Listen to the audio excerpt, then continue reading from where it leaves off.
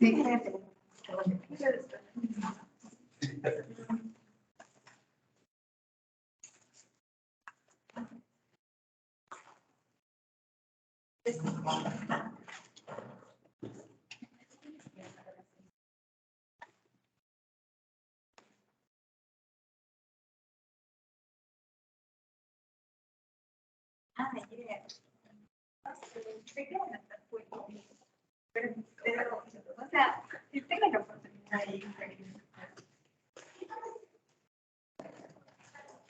Bien, chicos, buenas tardes. Chicos, chicas, buenas tardes.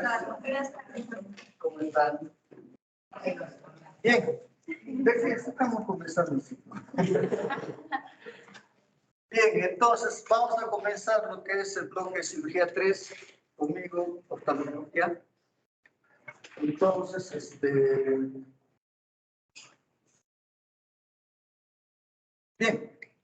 no, el desarrollo de las clases va a ser en esta aula, todas las clases teóricas de oftalmología, yo las voy a dar. Las clases de urología y otorrino sí están siendo programadas entre todos los docentes que tienen prácticas, ¿ya? Ahora bien, entonces, en oftalmología, el libro de consulta va a ser el de Oftalmología General de Bogan. También hay en la biblioteca un libro de lo que es respondiendo preguntas, que yo lo hice hará algún tiempo atrás. Es un libro tan interesante. Puede servirles de consulta, ¿no? Y al margen de la temática que vamos a tocar, la intención del curso de oftalmología no es complicarles la vida, pero sí dar algunos conceptos que son bastante importantes y sería bueno que lleven ustedes ya para siempre, sobre todo ejerciendo un plan de prevención de las diferentes enfermedades que vamos a tocar. ¿Ya? A ver, dime, ¿por qué debes llevar oftalmología? Creo que es una especialidad importante porque hay muchas patologías propias del ojo, y no solo propias del ojo, sino que hay otras patologías que pueden complicarse con los ojos, y si no sabemos la anatomía, la fisiología, los síntomas, el tratamiento, no vamos a poder darle un adecuado tratamiento y podemos hacer que el paciente pueda perder la vista. Ya. En tu caso, a ver, ¿cuál crees que es la razón por la que debemos ir a oftalmología? No son las igual, pero es más que todo por las enfermedades que pueden ocurrir en el ojo, ¿no? Que va a impedir al paciente que desarrolle su vida plenamente, ¿no? Con calidad, teniendo buena vista, ¿no? Muy buena. Muy bien.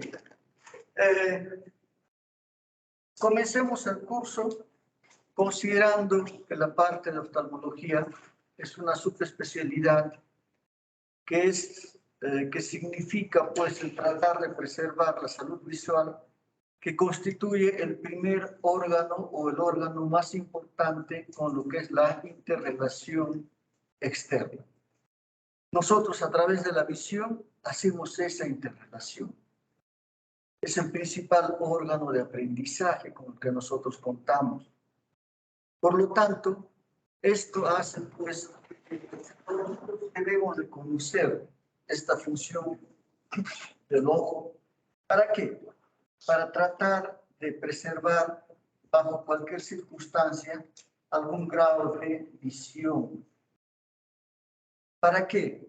Para que de esta forma ustedes, cualquiera que sea la especialidad que a futuro vayan a elegir, también se constituyan en elementos importantes en lo que es prevención de salud ocular.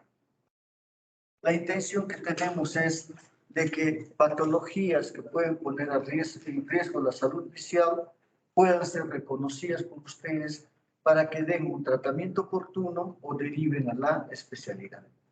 Esa es la intención, ¿ya? Entonces, si vamos a llevar ya este curso, que sea pues llevado de la mejor manera, en el sentido que puedan adquirir y lo que es internalizar conceptos puntuales porque no nos vamos a extender en cosas que no van a tener mucho sentido en el ejercicio profesional a futuro de ustedes, pero sí con conceptos puntuales importantes que es necesario que lo tengan en cuenta para que ustedes nos ayuden en lo que es la prevención de esta salud visual. ¿Ya? Con el otro grupo creo que hemos desempeñado muy bien ahorita las clases. Ahora, como ustedes me han nombrado como tutor de ustedes, entonces la tutoría habrá que llevarlo de repente por lo menos en 3 conversaciones, porque eso es lo que vamos a tener con ustedes, conversaciones. Pero tendrá que ser fuera del curso, porque no nos alcanza el tiempo para hacerlo, ¿no? A ver si por favor lo programan 3 clases, o mejor dicho, 3 conversaciones en las 8 semanas que nos va a tocar estar con ustedes. ¿Ya? Hacen llegar con tiempo ustedes, 1 horita, suficiente para conversar de lo que creen que es necesario en lo que es su formación, en lo que es, pues, enfrentar que se ha tenido como ustedes, como estudiantes, frente a la pandemia y frente a tantas cosas que nos ha tocado vivir en estos 2 últimos años. Muy bien, entonces vamos comenzando con lo que es la primera clase, referida a lo que es el síndrome de ojo rojo.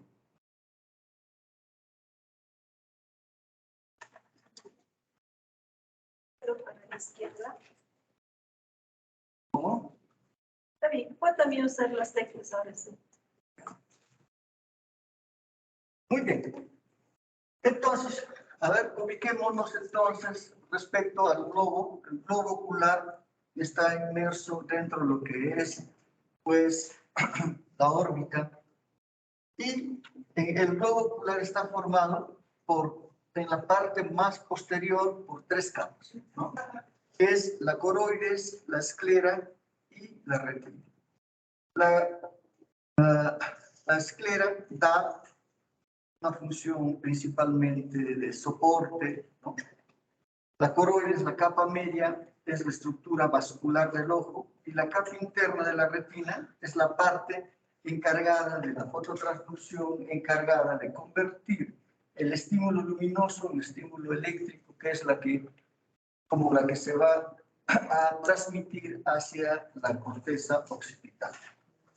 Entonces, en la parte anterior vamos a tener, en la parte más externa, a lo que es la córnea, que es una estructura totalmente transparente, es el principal órgano refractivo del ojo, ¿no? Tenemos la cámara anterior, la cámara posterior, el iris, y detrás del iris el lente, que también es el segunda estructura refractiva del ojo. Entre la córnea y el lente tienen toda la capacidad refractiva del ojo, de tal forma que la imagen que se va a enfocar llegue a la retina. Esa es la función de todo este aparato ocular, que la imagen se forme en la retina. Cuando no se forma en la retina, aparecen una serie de patologías que lo veremos en su... ¿Ya? Muy bien.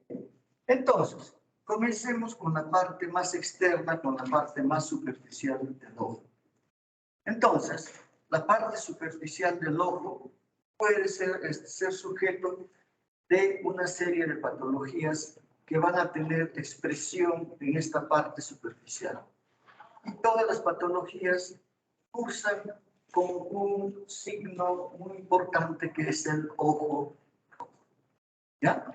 Entonces vemos pues que el ojo rojo puede ser originado por problemas que ocurren en los párpados, como una blefaritis, problemas de malposición de los párpados como el entropium, el ectropium. Puede ser por el ojo rojo ser causado por cuerpos extraños extraoculares, puede ser causado por problemas a nivel de la conjuntiva, de diferente etiología, de orden infeccioso, de orden alérgico, ¿no? Puede ser causado por problemas corneales, por problemas intraoculares de tipo infeccioso, de tipo inflamatorio, o extraoculares, como puede ser un pseudotumor o una neuropatía tiroidea. Toda esta cantidad de patologías cursan con ojo rojo. ¿Qué es lo que nos importa? Reconocer que esta etiología del ojo rojo no esté correlacionada con una patología ocular que pueda poner en riesgo la visión, para adecuar tratamiento y para poder derivar a tiempo. Entonces, un ojo rojo va a tener una expresión que se va a traducir principalmente por una inyección conjuntival. Toda conjuntivitis, toda inflamación ocular se traduce pues por una conjuntivitis, la misma que puede tener etiología variable desde bacterianas, virales y alérgenas. ¿Ya? Entonces, este ojo rojo puede también tener lo que es una inyección ciliar o periquerática. Cuando nosotros estamos evaluando un ojo rojo, tenemos que evaluar ese enrojecimiento. ¿Es una inyección conjuntival o es una inyección ciliar o periquerática?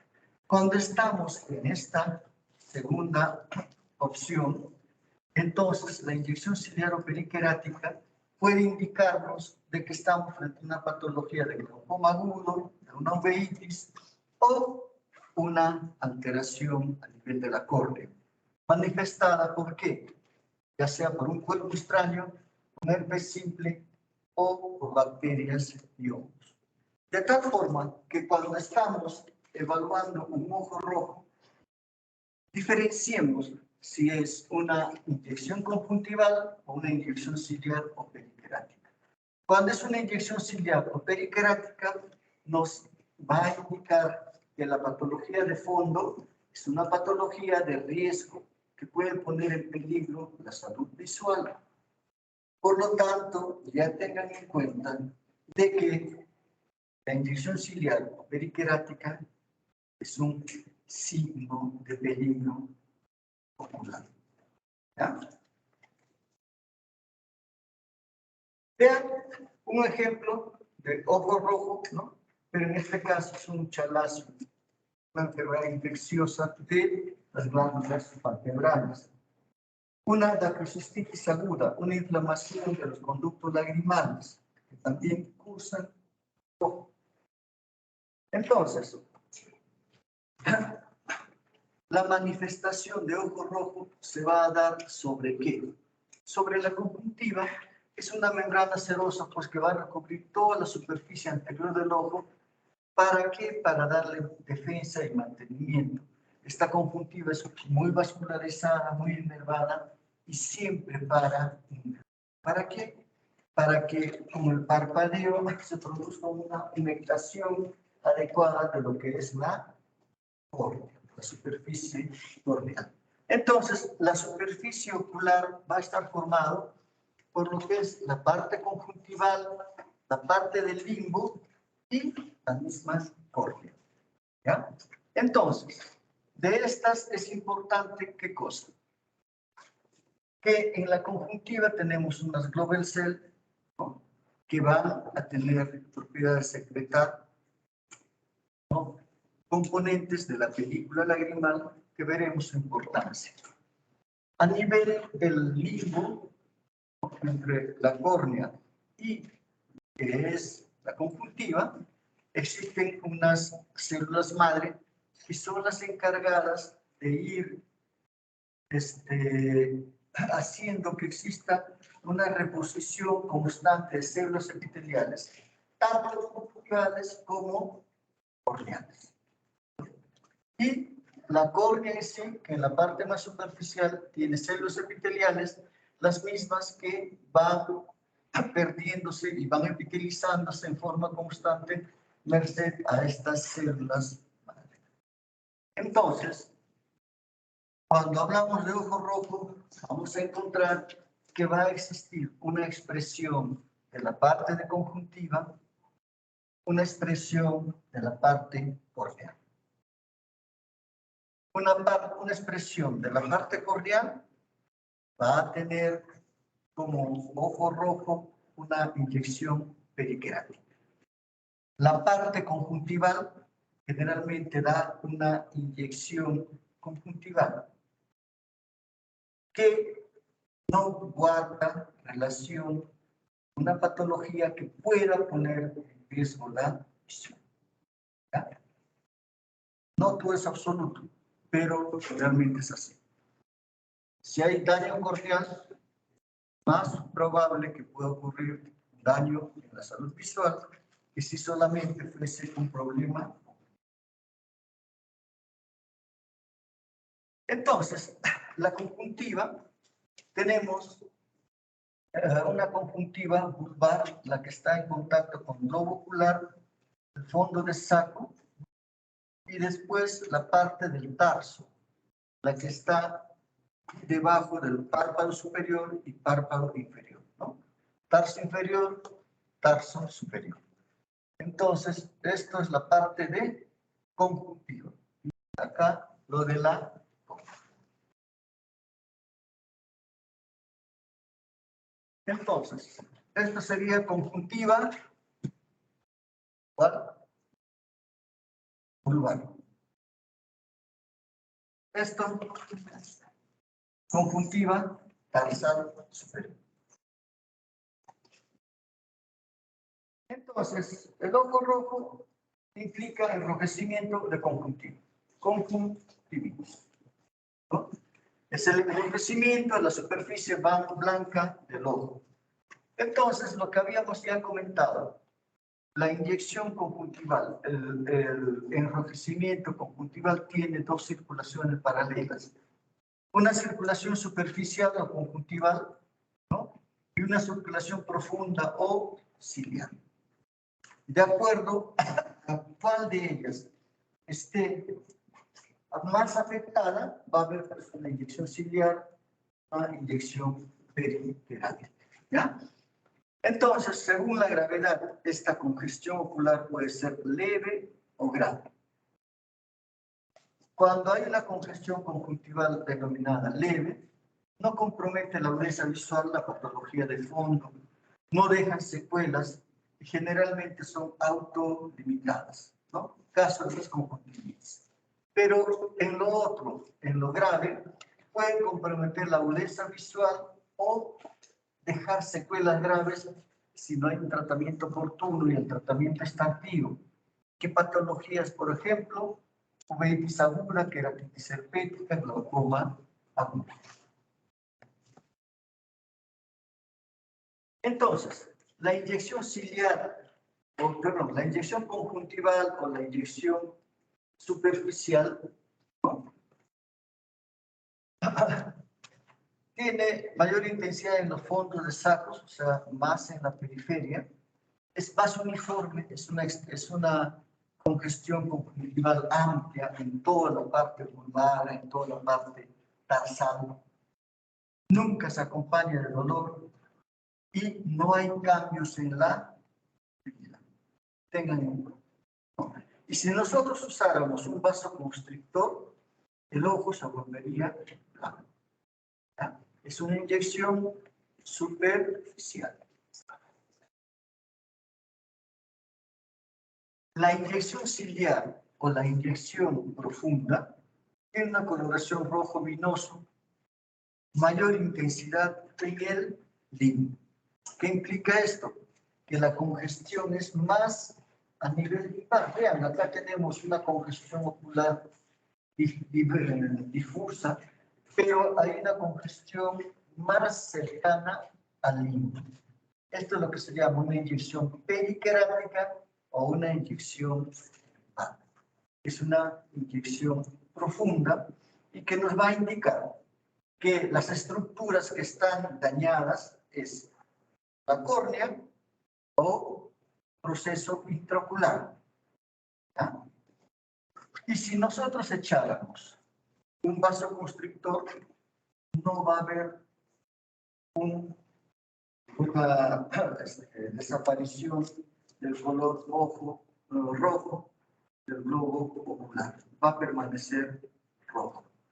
Y en estas patologías siempre se acompaña de dolor y hay cambios significativos en la pupila, ya sea del orden de midriasis ya sea de una tos.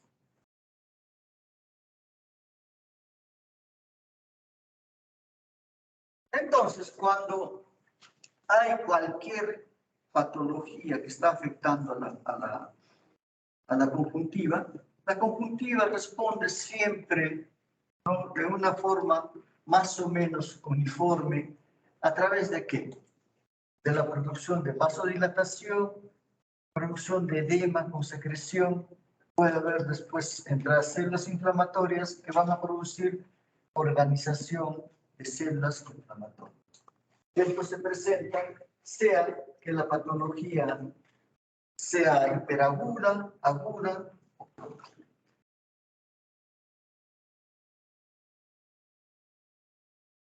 Entonces, la respuesta esta de la conjuntiva va a haber una respuesta inflamatoria vascular. Y esta respuesta inflamatoria, ¿por qué se traduce? Se traduce en una hiperemia, secreción, exudación. Puede haber una respuesta inflamatoria de tipo celular, ¿no? Donde va a haber hiperplasia epitelial, papilas y folículos.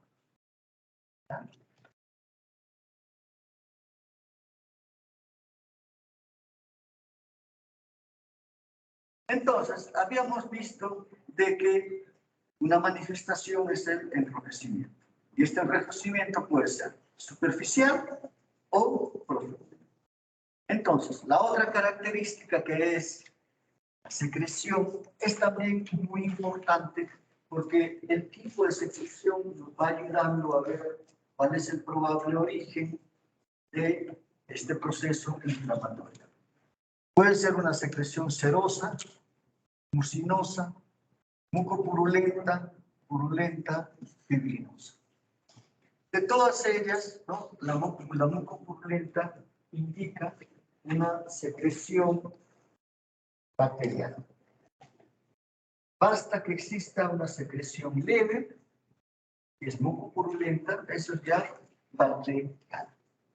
Acá estamos viendo una congestión ocular bastante marcada, acompañada de ¿qué? De edema de conjuntiva. Cuando la conjuntiva está edematosa, ¿cómo se conoce esto? Como quemosis.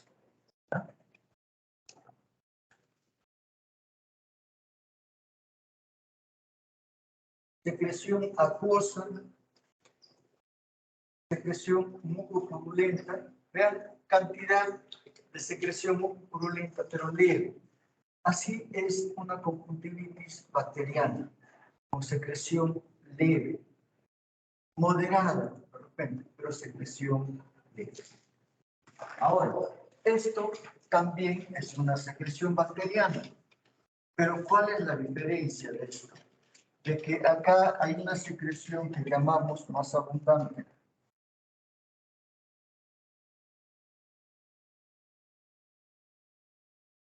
Entonces, esto es una secreción abundante. ¿Y cuál es la diferencia de una secreción abundante? En la secreción abundante, cuando está presente en un proceso infeccioso, generalmente el germen que produce esta secreción abundante es un germen mucho más patógeno. Es un germen que puede producir complicaciones en la superficie ocular que puede llegar a perforar la córnea. Entonces, una secreción abundante también debe ser considerada un signo de peligro ocular. ¿Por qué razón? Porque en esa secreción abundante puede estar un patógeno muy agresivo.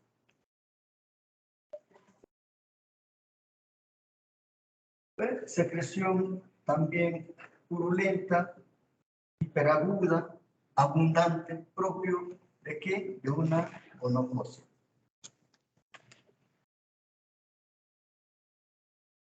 Congestión ocular, en este caso, secundaria a un proceso viral donde comienzan a aparecer folículos en lo que es el tarso.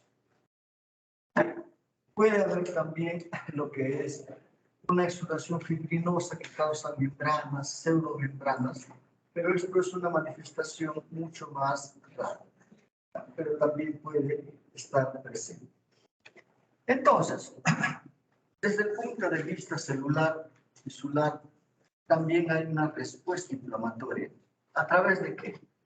De la presencia de folículos, de papilas gigantes, que también nos van a ir orientando hacia la probable etiología. Entonces, cuando hablamos de papila, van a ser elevaciones vasculares. Y cuando hablamos de elevaciones celulares, hablamos pues de reacción celular. Este es el folículo. Papila, elevaciones vasculares, folículo, elevaciones celulares. Ahí tenemos folículo, cierta organización de las células inflamatorias del estómago, ¿no? Folículo, células rodeadas de vacilos. Ahora, los folículos aparecen de manera bastante específica, ya sea tras agresiones subagudas o crónicas. No aparece hasta después de los 6 meses de vida y por lo tanto es normal su hallazgo en la infancia, que se conoce a esto como una foliculosis. ¿Dónde se presentan los folículos? ¿Dónde hay que buscarlos? En las conjuntivas tarsales, superiores o inferiores, principalmente. ¿Ya? ¿Por qué está formado? Ya lo habíamos dicho. Núcleo celular, linfocito principalmente, rodeado de vasos.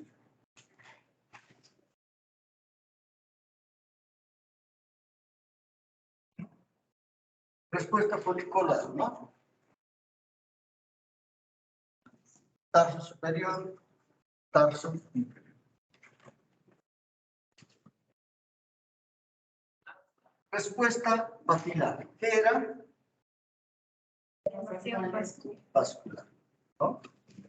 También tiene localización en donde, en lo que es los tarsos. También presentación inespecífica en casos crónicos, en casos subagudos. Entonces acá estamos teniendo papilas gigantes, ¿no? Sobre todo en lo que es en el tarso superior. Muy bien, entonces, cuando nosotros exploramos la conjuntiva, tenemos que ver qué cosa, lo que es la conjuntiva vulvar y la conjuntiva tarsal. La conjuntiva vulvar es fácilmente observable, pero la conjuntiva tarsal inferior también es muy fácil de examinar. ¿Por qué? Porque basta con retraer un poquito para que se pueda ver lo que está pasando en el párpado inferior. ¿Ya?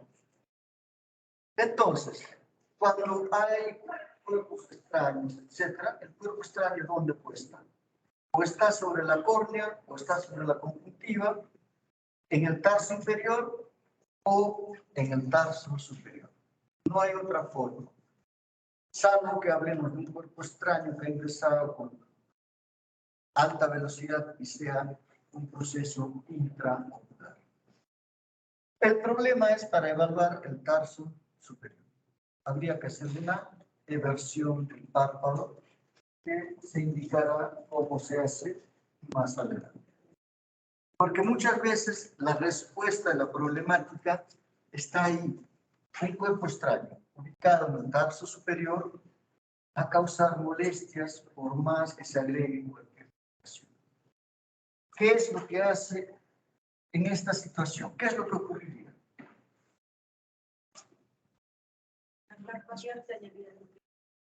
¿Qué pasa con el parpadeo? ¿Qué es difícil del parpadeo? Como está ahí, sería difícil cerrar. No, si se cierra. No parpadear más. ¿Qué pasaría con el parpadeo?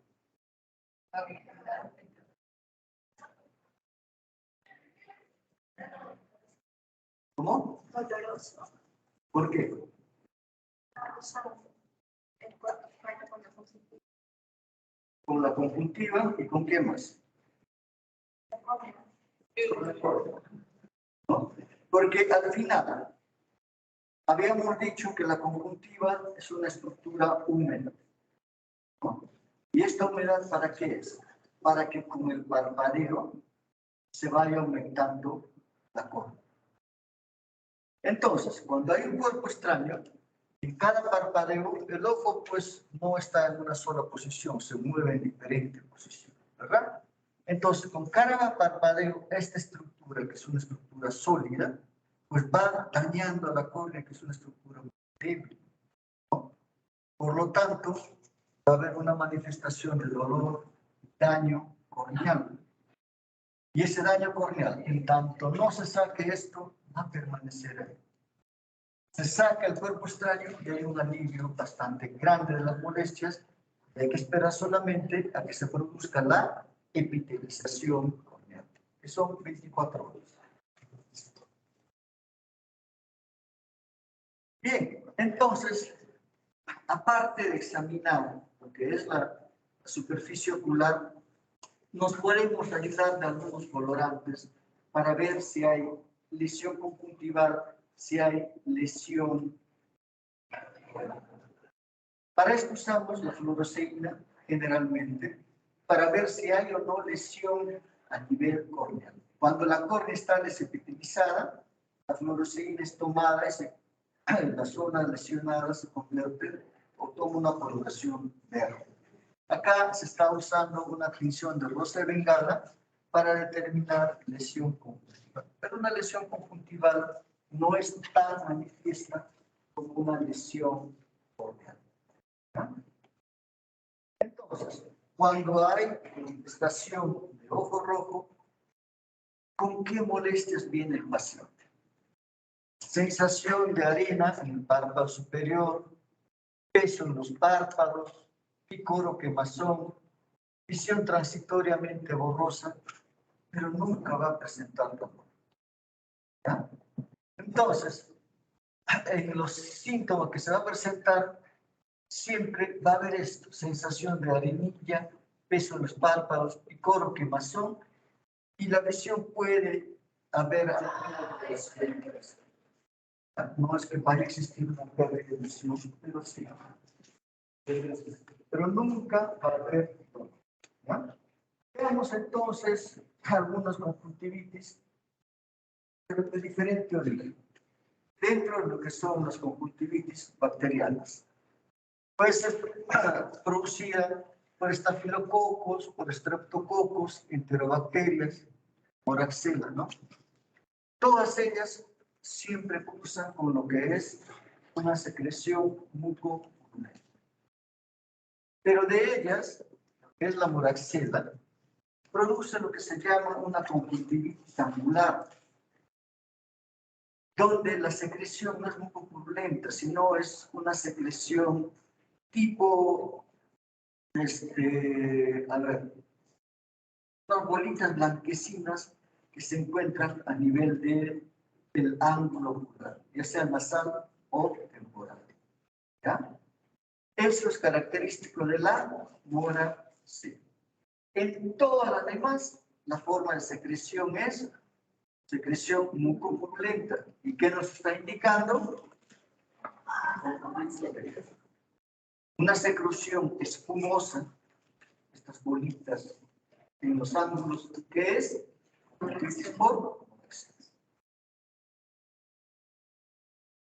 Entonces, esto se puede presentar en forma aguda o catarral, ¿no?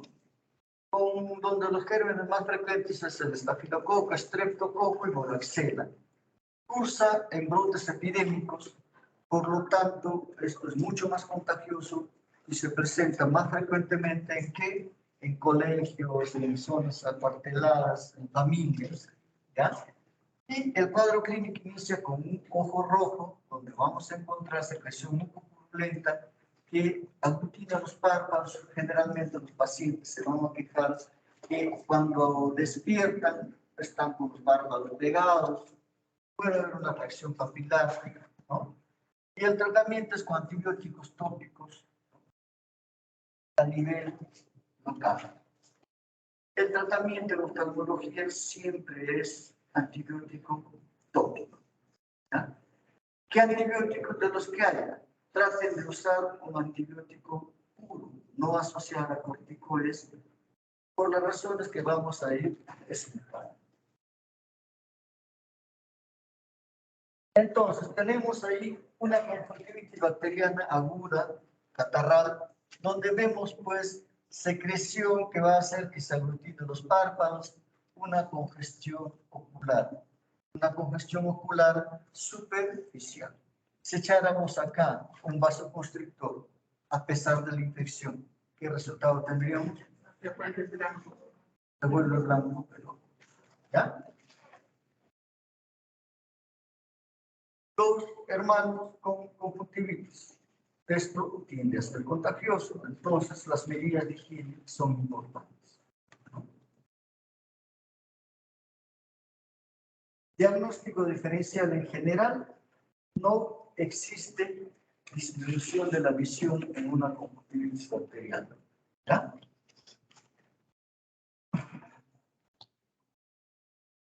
Pero puede haber una forma de expresión hiperaguda de la enfermedad.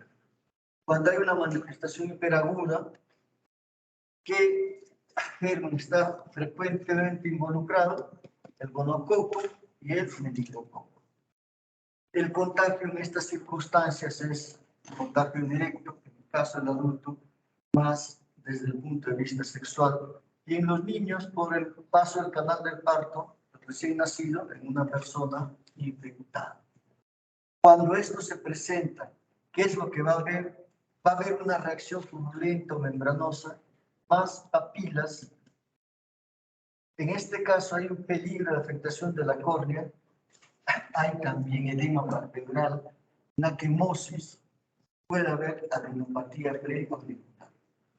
La adenopatía preauricular es más un hallazgo de una conjuntivitis viral, pero en una situación hiperaguda puede también encontrarse adenopatía preauricular, ¿no?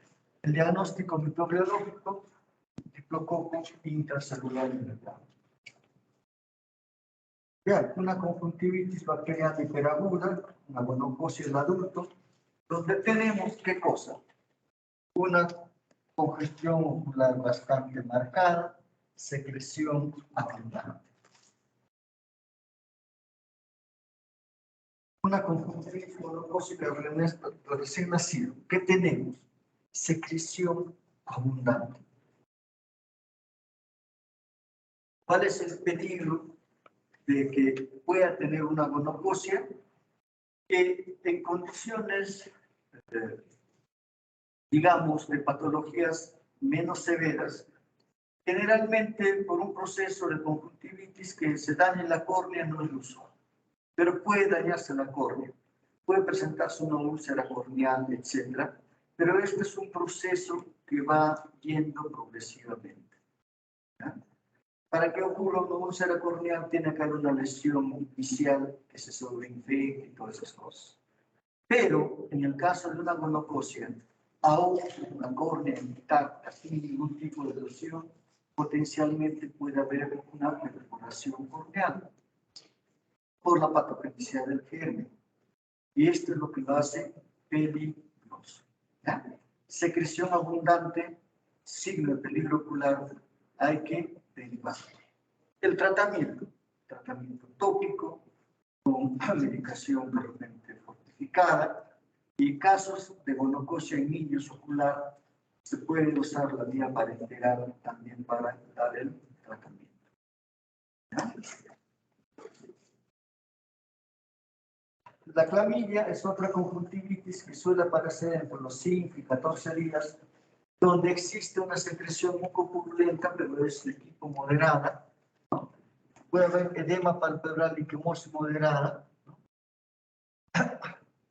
Suele respetar la córnea, pero tiende a hacerse crónica, tiende a hacer problemas conjuntivales, de tal forma que a la larga puede desencadenar en un ojo seco. ¿Ya? Esto es relativamente frecuente en el Perú. Según mi estadística dice que es la primera causa en infantes. El tratamiento de todas las conjuntivitis bacterianas, tratamientos de higiene, tratamiento de antibiótico puro, una gota cada 6 horas, y muchos de ellos a veces se autolimitan. 2, 3 días sin tratamiento pasa. Gran parte de eso autolimita, pero en las que no, con un antibiótico puro puede solucionarse. Ya si no pasa con el antibiótico puro, se deriva la.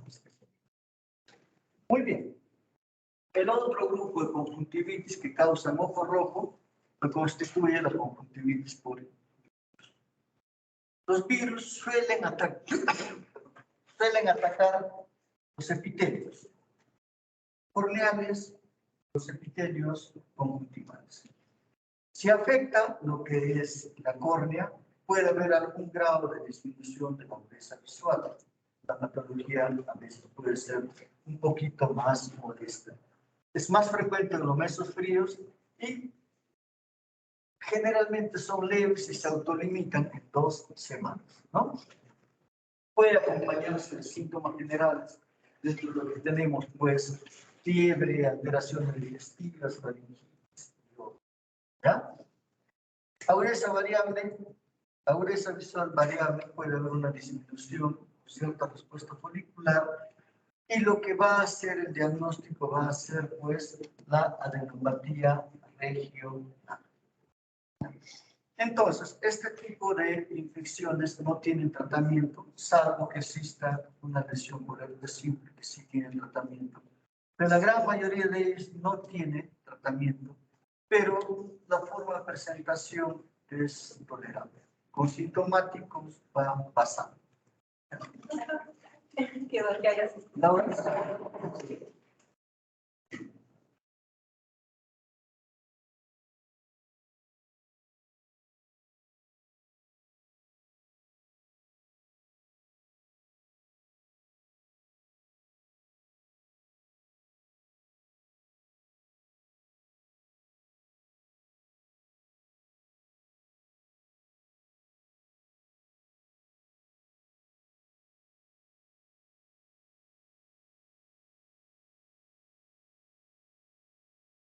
Está bien, doctor. Si lo podemos hacer. Si lo podemos hacer, parece que hay un problema y no se proyecta hacia los adultos. Entonces, ¿quiénes producen esta conjuntivitis viral? Principalmente, pues, los adenovirus. ¿Ya? Las cepas 3 y 7 bajo la forma de fiebre faringoconjuntival y las cepas 8 y 19, cuando se producen una queratoconjuntivitis equina.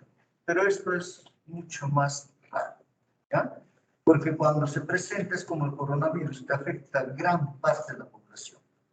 Uno de los últimos episodios que hemos tenido ha sido hace más de 20 años, felizmente. ¿Ya? Puede ser por el herpes virus, puede estar asociado a reacciones exantemáticas, enfermedades sistémicas como sarampión, rubiola.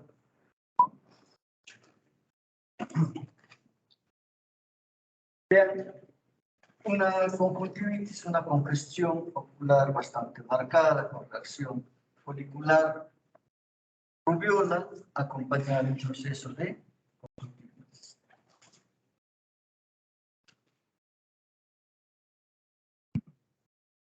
En este caso, una conjuntivitis crítica hiperaguda por adenovirus, pero en la forma epidémica, donde ciertamente predomina el cuadro hemorrágico.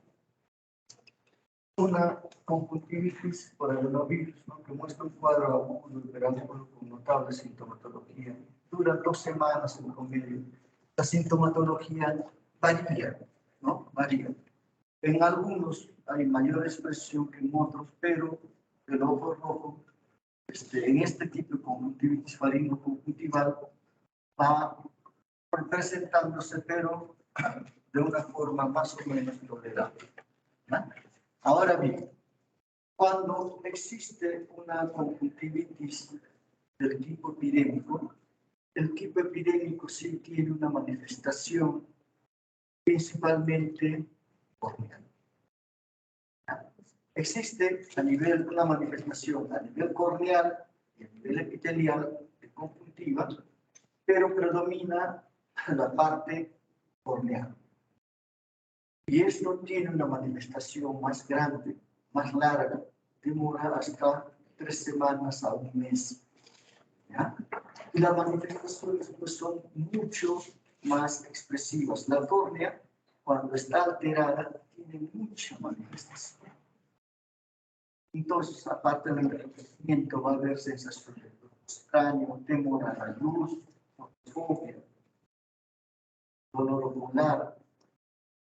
Y la forma de contagio es también bastante frecuente, mucho más rápida que los demás, a través de contagio porque uno toca indirectamente cosas que están contaminadas o que han sido contaminadas por el que tiene este tipo de conjuntivitis. Entonces, cuando hablamos de conjuntivitis epidémica, hablamos pues de una patología que cursa con lo que se llama pérdida de horas hombre de trabajo bastante alta. Porque de pronto entra a un trabajo y 4, 5, 6, 8 personas no van a trabajar por lo menos 3 semanas. ¿Ya? Y esta patología que cursa con ese ojo rojo, con todo lo que hemos descrito, en el examen ocular, algo que hay que tener en cuenta es la aparición de lo que son nódulos subepiteliales, ¿no? De color blanco grisáceo, que suelen aparecer a los 15 días de la enfermedad y pueden permanecer algunos meses o años, y es lo que hace el diagnóstico de una queratoconjuntivitis epidémica. Si no hay estos infiltrados subepiteliales, probablemente ha sido solo una conjuntivitis viral. ¿Ah? Eso es algo muy importante. Entonces, la queratoconjuntivitis epidémica sí es una patología que también tiende a autolimitarse, pero en un tiempo mayor, entre 3 semanas a 1 mes, ¿no? Que cursa con mucha mayor agresividad, que cursa con disminución de la fuerza visual, con alta sintomatología y con horas sobre de pérdida de trabajo. No existe un tratamiento para esto, solamente tratamiento sintomático para lo que es conjuntivitis viral en general. Tenemos, por otro lado, las conjuntivitis alérgicas, ¿no? Entonces, las conjuntivitis alérgicas pueden ser de diferente etiología, causadas por pólenes, que se llaman las estacionales, por polvos en casa, ¿no? Que son conjuntivitis permanentes, relacionadas con herencia, atópicas, con clima, las primaverales, o contacto, por cualquier producto que podamos generarlo, porque hace una reacción. Entonces, las conjuntivitis estacionales, ¿no? La manifestación de estas es una rinoconjuntivitis. Se presenta con este tipo de manifestación hasta el 50% de todas las alergias oculares y más se presenta en los meses templados. ¿En relación a qué? En relación a pólenes y neumoalergenos estacionales. ¿Ya? Entonces, cuando se presenta esta conjuntivitis estacional, ¿qué va a haber? Una secreción. Secreción ocular, secreción nasal, de tipo C o C. ¿Ya? Una reacción vascular, edema conjuntival, quemosis. Síntomas intenso y corto. Esto diferencia de otro tipo de ojo. Las conjuntivitis alérgicas cursan con un picor que es bastante intenso. ¿Ya? Entonces, muchas veces es necesario enviar al alergólogo porque el cuadro de fondo es eso. O sea, se tiene que tratar la alergia de lo que está produciendo esta interrelación con estos productos del medio ambiente. Tratamiento con colirios vasoconstrictores, colirios antihistamínicos.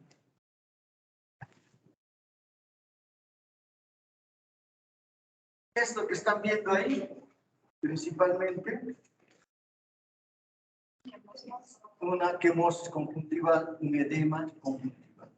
¿Ya? También quemosis conjuntival acompañada de hiperemia, una rinoconjuntivitis. Las conjuntivitis perennes, ¿no? Las rinoconjuntivitis, responsable del 40% de todas las alergias oculares. Están presentes todo el año, no son tan estacionales. Y guardan relación con qué?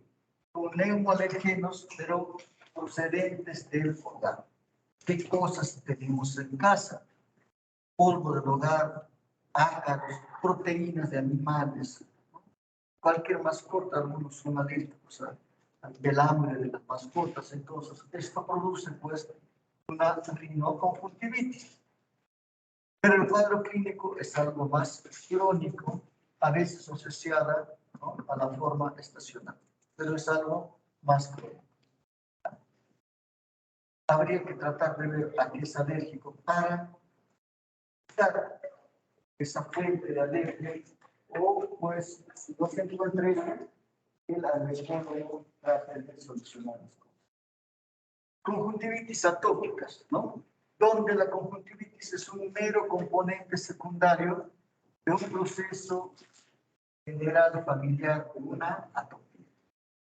¿En qué circunstancias puede encontrarse una conjuntivitis atópica? Pacientes que tengan asma, pacientes de eczema, que tengan eczema, rinitis alérgicas, principalmente eczema y asma. ¿Ya?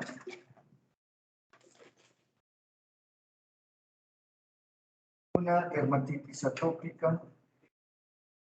La conjuntivitis primaveral, la conjuntivitis vernal, es una patología que asienta principalmente en niños.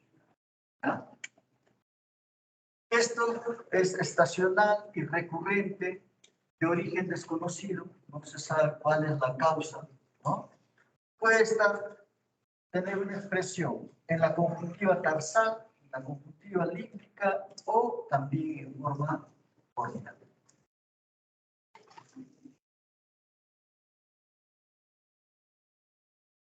Una conjuntivitis primaveral puede ir acompañada de hipertricosis, un engrosamiento de las pestañas, ¿no?, excesivamente largas, gruesas. Puede estar acompañada de papilas gigantes en ambas conjuntivas tarsales, veamos. Papilas gigantes, tarso inferior, tarso superior.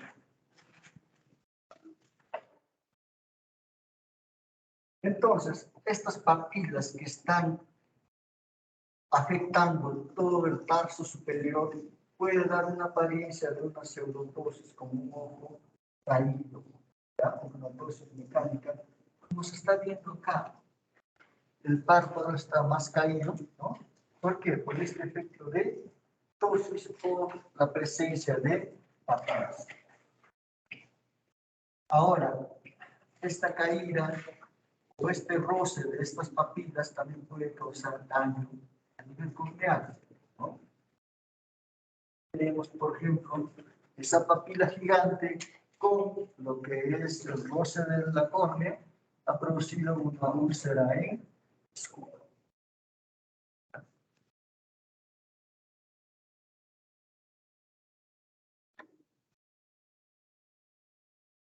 Esta conjuntivitis carnal, vean, está empedrada, salud, proporciona empedrado, ¿no? Así está la conjuntiva. El tratamiento de la conjuntivitis primaveral, buena respuesta a corticoides tópicos, pero se corre el riesgo de que la presión intraocular se eleve.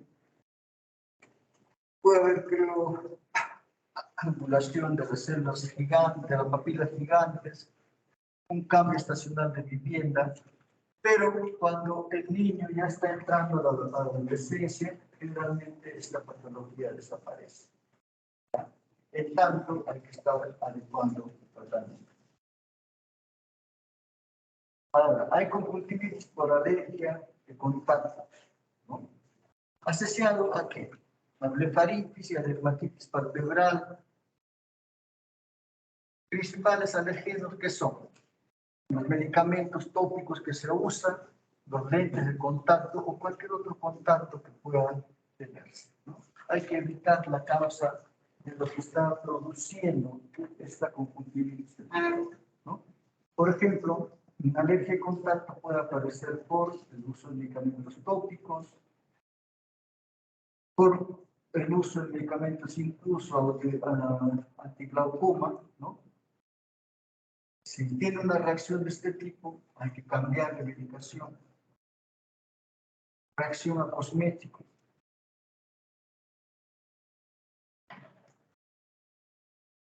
Al uso de lentes de contacto que van a producir precipitados proteicos, formación de papilas gigantes, etc. De manera general, cuando estamos frente a un paciente que tiene una conjuntivitis, ¿cómo nos vamos orientando? A través de la secreción, ¿no? En el virus, ¿cómo? La secreción es acuosa. En la bacteriana, mucopurulenta, generalmente leve, quizás moderada. En la alérgica, secreción mucosa.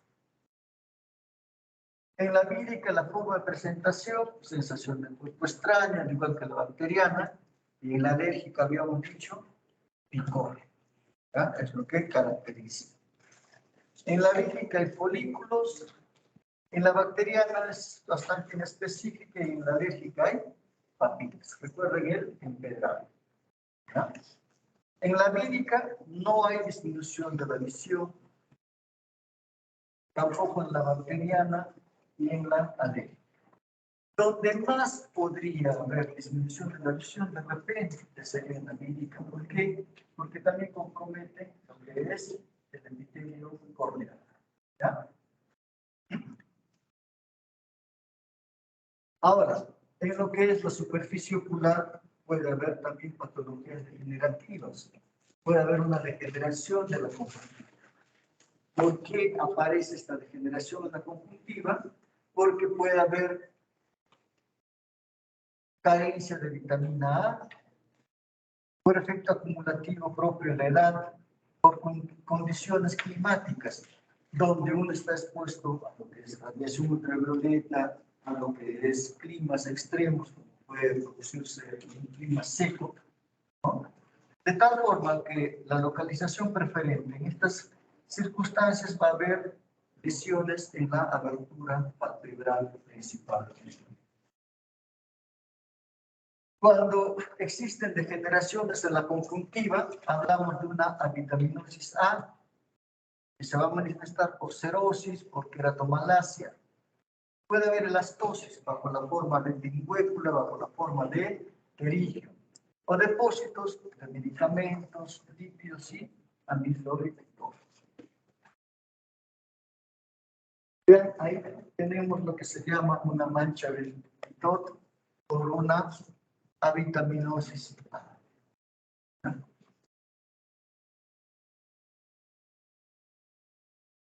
Las elastosis son las patologías más frecuentes que se observan de manera general, sobre todo en nuestro medio, donde tenemos bastante incidencia de lo que es pterigio.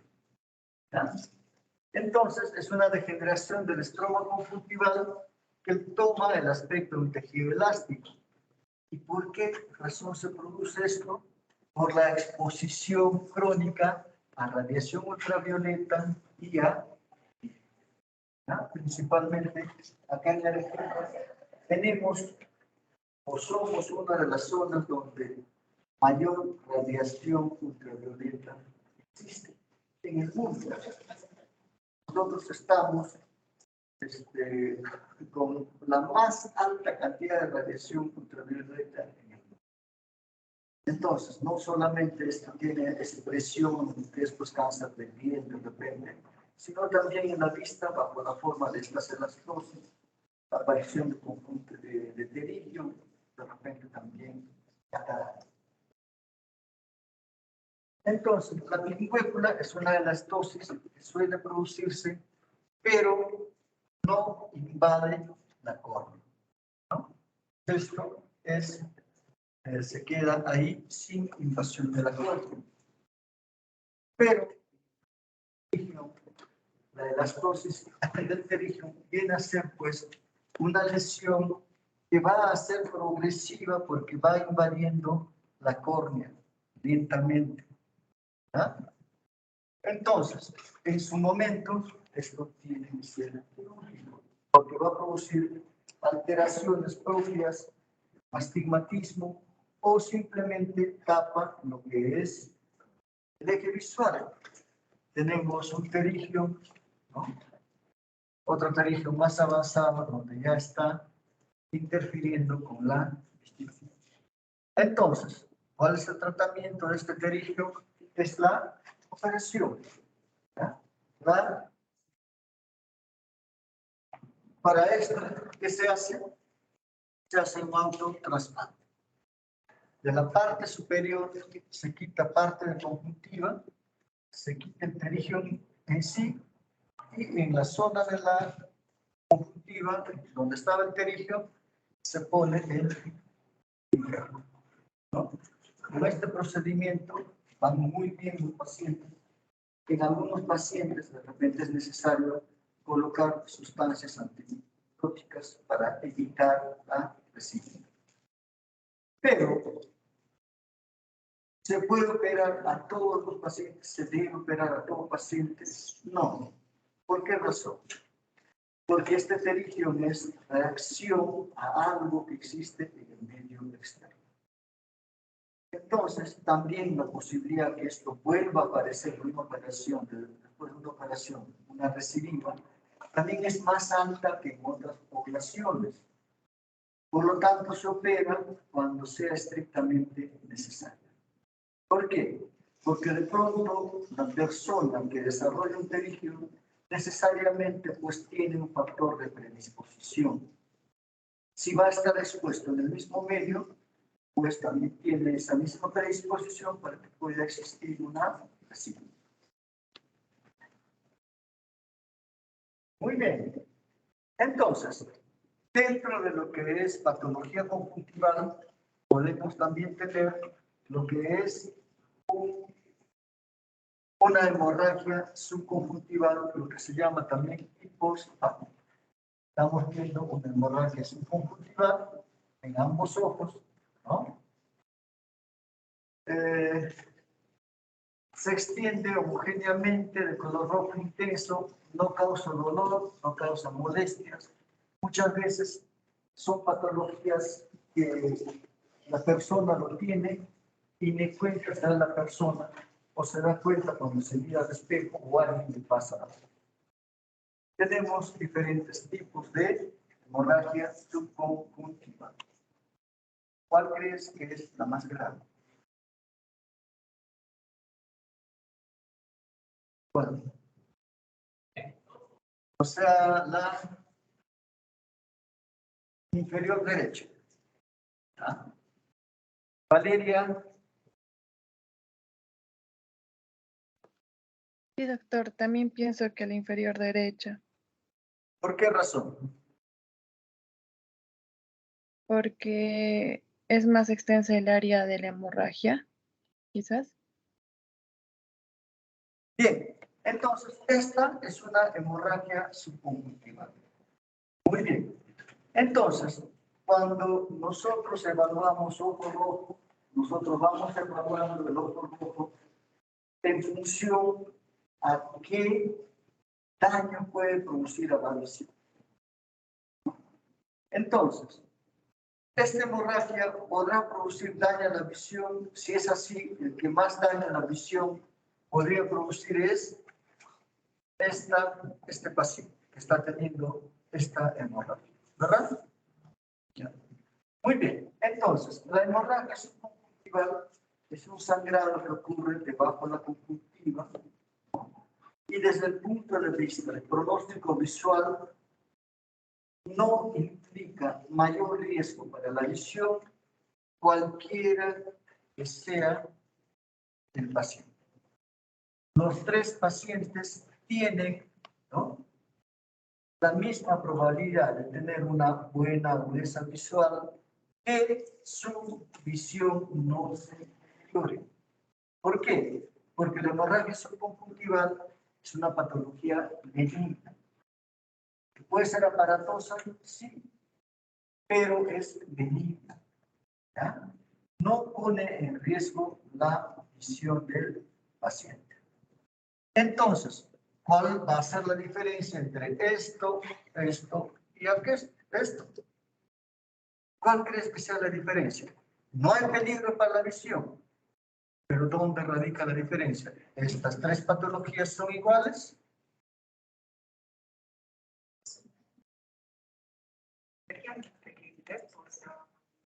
Por el compromiso. Ya. El compromiso que hace diferente a una y otra persona.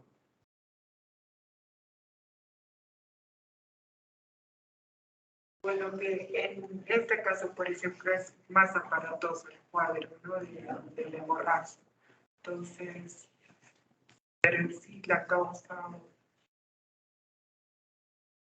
podría ser la misma. O sea, la cosa es, tú tienes este y este paciente y ninguno va a tener riesgo para su visión.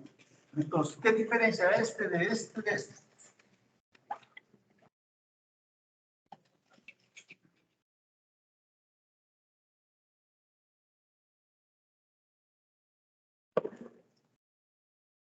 Porque debe haber alguna diferencia en que tengas que tratar a alguno de los pacientes, ¿no?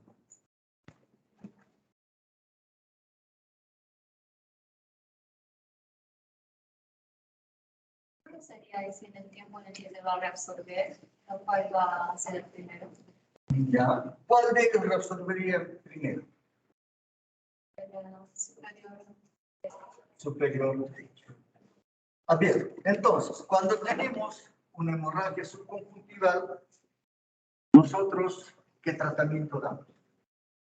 Generalmente no se da tratamiento, salvo que el paciente experimente alguna molestia, donde podemos dar un lubricante, la vasoconstrictor, que sobre el problema no va a afectar nada. ¿Ya? Pero la diferencia entonces va a ser el tiempo en que va a reabsorber. Este estará absorbiendo pues en 2 semanas, 3 semanas a un mes, más o menos. ¿Ya? Ahora, eso hay que explicar al paciente. Porque si le das un medicamento y estás frente a esta patología, van 10 días, 15 días de aplicación del medicamento, pues el paciente va a comenzar a desconfiar. No va a haber una respuesta de que esto desaparece con el tratamiento después de 15 días, ¿no? Esto tiene un proceso de absorción que no hay forma de hacer que sea más rápido. ¿Ya? Ahora, a ver, ¿cuál es la etiología? No se sabe la causa. En la inmensa mayoría de los casos, no se sabe la causa. ¿Puede ser secundaria a discrasia sanguínea? Sí, pero una discrasia sanguínea probablemente tenga manifestación sistémica mucho más antes de este tipo de manifestación. ¿Puede ser una hipertensión sistémica? Sí. Entonces, nosotros no nos quedemos con lo que está pasando en la vista, ¿no?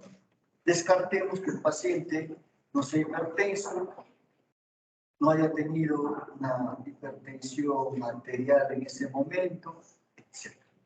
¿Ya? Entonces, cuando hay una hemorragia subconjuntival, debemos nosotros de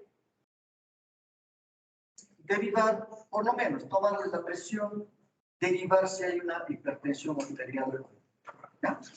Porque de pura coincidencia, puede haber una hipertensión sistémica en este momento, que puede condicionar un ACV y vamos a cargar con la culpa de que había indicios, de que había ya signos de alarma de esa hipertensión que tenía el paciente y no hiciste nada.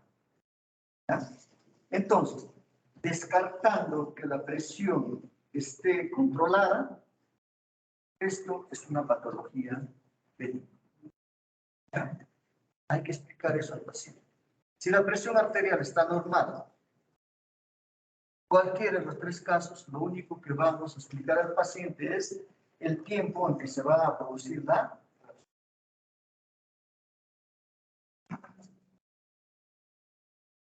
Muy bien. Entonces, vamos a ver qué patologías cruzan con ojo rojo, pero de origen corneal. ¿Ya? Entonces, en la córnea, nosotros vamos a tener 5 membranas, 5 campos. De la parte externa a la interna tenemos el epitelio, la membrana de Bowman, el estroma, membrana de Descemet y el endotelio.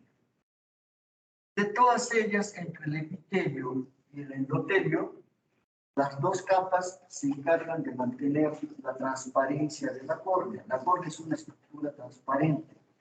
¿Y cuándo pierde su transparencia? Cuando se edematiza. ¿Y quiénes se encargan de que no se edematice? Principalmente el endotelio corneal con el epitelio corneal. Tenemos el epitelio corneal, que es la única estructura que va cambiando, o sea, que puede desepitelizarse y epitelizarse en forma constante. El estroma es la parte más amplia, 90% de toda la córnea. Y esta es la parte del endotelio corneal. Entonces, el endotelio corneal del niño, adulto, anciano. A ver, ¿qué ves? Solamente describe lo que ves, no te pido otra cosa. ¿Algo debe llamar la atención o no? El de abajo era de los accidentes. Sí. Bueno, yo veo que hay una pérdida de células, porque en el primero todo está llenito de células, y en el último ya hay una parte oscura y se ven ya las células solo hacia abajo. Así es. ¿Ya? Con el tiempo se van perdiendo células endoteliales. Esto es algo natural. ¿Ya? Pero entonces, si las células endoteliales son las encargadas de que la córnea esté transparente, tenemos una disminución de células endoteliales, un aumento en el tamaño de las células endoteliales, ¿no? Entonces, ya en la edad adulta aparece una patología que es la catarata del adulto, que cuando se opera, durante el acto quirúrgico se pierden algunas células endoteliales. Entonces, puede haber una descompensación corneal. Pero por este efecto, que de repente el paciente tenga pocas células endoteliales. ¿Ya? Al final, cuando lo operas, se descompensa la córnea. ¿Qué vas a decir? No, sí, pues tenía pocas células endoteliales. No, van a decir que el cirujano operó mal. Entonces, ahora se mide la cantidad de células endoteliales que se tiene por milímetro cuadrado. Menos de 500 células endoteliales por milímetro cuadrado indican de que podría haber una descompensación corneal. Entonces, ahí se explica al paciente si quiere correr el riesgo o no. ¿Ya? Entonces, es importante. ¿Por qué? Porque estas células, aún en la edad adulta, siguen manteniendo la transparencia de la córnea. Entonces, la córnea pues va a dar funciones de ¿qué? Protección y refracción. Protección por la composición estructural y su rica inervación. Esto hace que haya una traducción principalmente pues de que es dolor, fotofobia y todas esas cosas. ¿Ya? Y refracción porque representa el 80% de todo el poder de refracción. Todo lo que es el poder refractivo del ojo prácticamente está en la córnea. Es por eso que a nivel corneal se va a realizar las operaciones de la cirugía del láser para hacer que el paciente deje de usar lentes. ¿Por qué? Porque es el que tiene mayor poder refractivo. ¿Ya? Y también la refracción guarda relación con la transparencia y que la córnea no tenga vasos sanguíneos. Cuando examinamos la córnea, lo podemos hacer a simple vista con una lupa, con la lámpara henchidura a nivel del consultorio, la queratometría, la topografía corneal computarizada, patimetría, microscopía especular. Con la microscopía especular determinamos cuántas células endoteliales tiene la córnea. Con la patimetría vemos el grosor corneal. Ahora dirán, ¿pero para qué es importante eso? Para hacer la cirugía refractiva. Córneas muy delgadas no pueden operar. La topografía corneal computarizada para ver principalmente lo que es la superficie corneal. ¿En busca de qué? De que si existe o no alguna ectasia corneal, alguna lesión que esté iniciando y que pueda esto convertirse en un queratoconio, que también contraindicaría la operación. La queratometría que se usa para la dotación de lente de contacto mide la curvatura corneal y con la biomicroscopía vemos pues, lo que es la superficie ocular de qué está pasando en la córnea. Entonces, hay algunas patologías que tienen asiento en la córnea que es importante que las tengamos en cuenta. Entre ellas tenemos las patologías causadas por el virus del herpes simple. ¿Ya? Entonces, respecto al virus simple, es causa principal de ceguera corneal. El único reservorio de infección es el hombre y la infección ocular se relaciona con el virus del herpes simple tipo 1. Entonces, cuando tenemos una lesión por herpes simple, una infección por herpes simple, siempre ocurre una primoinfección, una infección primaria, ¿no? Que entre el 85 y 95% son clínicas. Uno ni cuenta se da que tuvo esta patología, que puede manifestarse como lesiones orofaciales, como una gingivoestomatitis, un herpes ocular primario, que es bastante raro. Si se presenta, ¿cómo se presenta? Como una blefaroqueratoconjuntivitis unilateral o como vesículas en piel del párpado. ¿Ya? Pero en la inmensa mayoría de los casos es asintomática. En los pocos casos que se presenta, que es también raro, puede haber vesículas en piel del párpado o una blefaroqueratoconjuntivitis. O puede haber lesiones orofaciales. Que sucede generalmente pues, a una edad temprana de edad. ¿Qué estamos viendo ahí? Lesiones vesiculares. ¿Ya? Probablemente una primoinfección. Entonces, producida la primoinfección, va a haber un periodo de latencia de este virus que va a estar en el ganglio de Kaiser principalmente. Y ahí, desde ahí puede haber una reactivación, ¿no? La reactivación se va a dar desde el virus que está localizado en el ganglio sensorial, en relación a diferentes causas. Fiebre, estados tensionales, luz solar, variaciones de la cepa del herpes simple, estado de menstruación, etc. O sea, no hay algo que haga pues que diga por esta razón está ocurriendo esto, pero si ha habido una primera infección puede haber una reactivación. Mayor en mujeres, generalmente unilateral afortunadamente, aunque en pacientes atópicos se dice que puede haber bilateral en 3% de los casos. Entonces, cuando hay una queratitis epitelial, esta va a tener una manifestación que va a ser, ya sea bajo la forma de una queratitis epitelial, bajo la forma de una queratitis neurotrófica, una queratitis escleromal necrotizante, una queratitis escleromal visiforme o una endotelitis o una queratoveitis.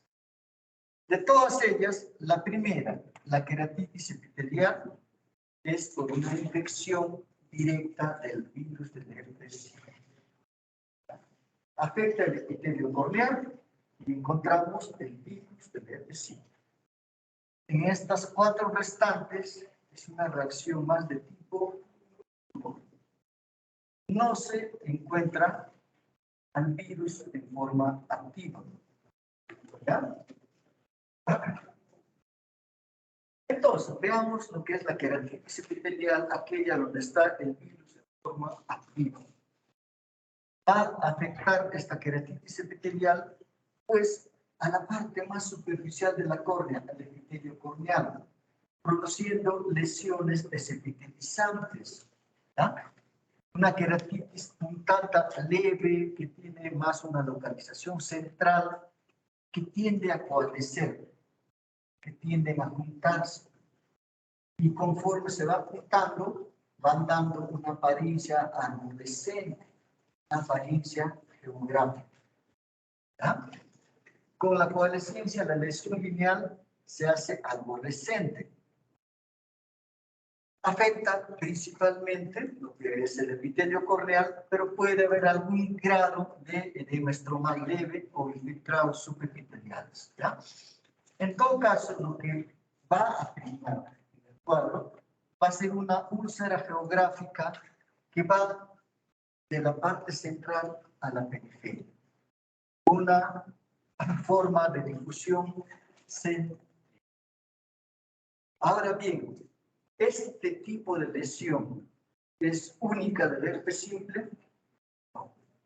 También puede ir acompañado al virus del varicela zoster y al de Epstein-Barr. Ténganlo presente.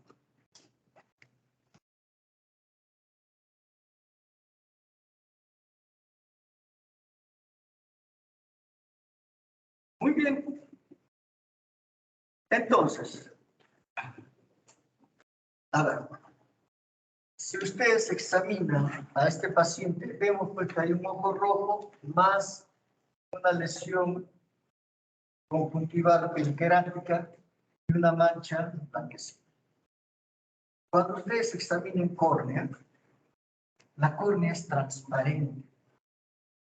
Cualquier alteración en la córnea que esté evitando esa transparencia, les debe llamar la atención. Si es una cuestión transparente localizada, pues pensemos que puede ser un virus del herpes simple.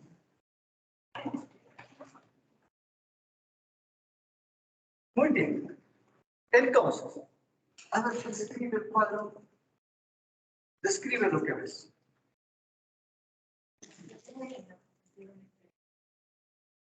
Parece que también suscita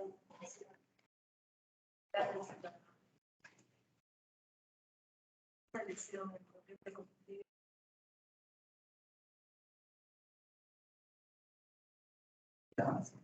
Entonces, nosotros podemos ver un ojo bastante rojo, con un enrojecimiento más alrededor de la córnea, lo que se llama periquerática o ciliar. Cuando hay una inyección periquerática, nosotros decimos, puede tener una localización en córnea. En este caso, echamos un colorante y ¿qué estamos viendo? Tenemos una coloración que está teniendo una lesión coalescente, una lesión arborescente, una lesión geográfica. Entonces, con eso nosotros decimos, esto es una lesión perfecta. ¿Cómo manifestará el paciente esa manifestación? Pues, dolor ocular, con presencia de fotofobia, de repente disminución de la agudeza visual, lagrimeo, enrojecimiento periquerático, todas esas cosas. Otro tipo de lesión, coalescente, arborescente, ¿no? Que es el herpes simple.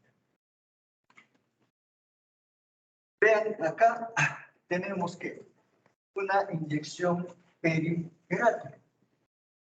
Hay una congestión ocular, pero principalmente una inyección periquerática. ¿Qué es lo que más está llamando la atención?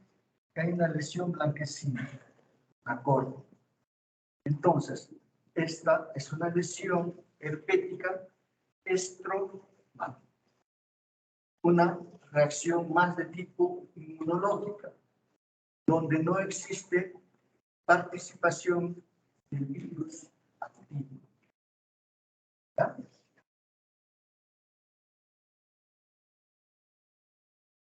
Ahí ya también otra manifestación estromal, una congestión ocular marcada a predominio periquerático con una queratopenia. ¿Hay virus acá presente? No, porque es una reacción inmunológica del estromatopenia. ¿Y cuál es el tratamiento? Pues para el virus del herpes simple sí tenemos tratamiento. ¿Con qué? Con el aciclovir a nivel tópico. ¿Ya? 4 o 5 veces al día por 10 días ya está desapareciendo el cuadro. Espontáneamente pasa en 3 semanas, pero es un cuadro muy molesto para dejarlo que trate de pasar de forma espontánea. ¿Ya? Con la aciclovir hay muy buena respuesta.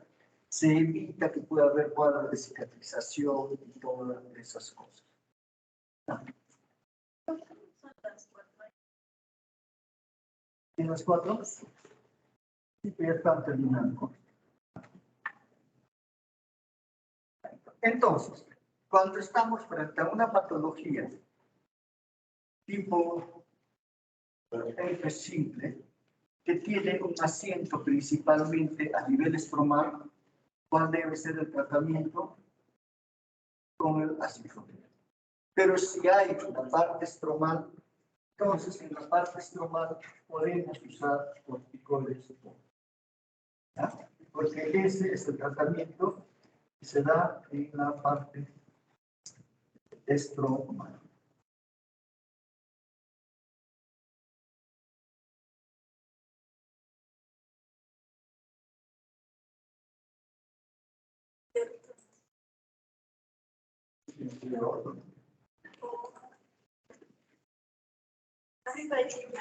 Otra página.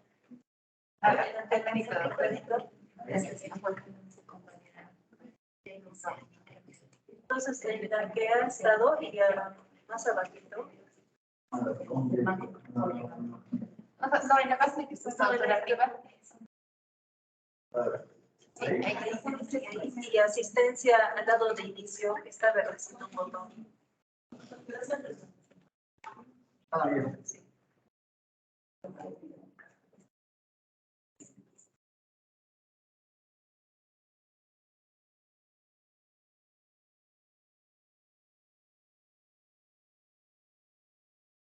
Bien, entonces, para terminar la clase del día, cuando estamos ante una lesión herpética,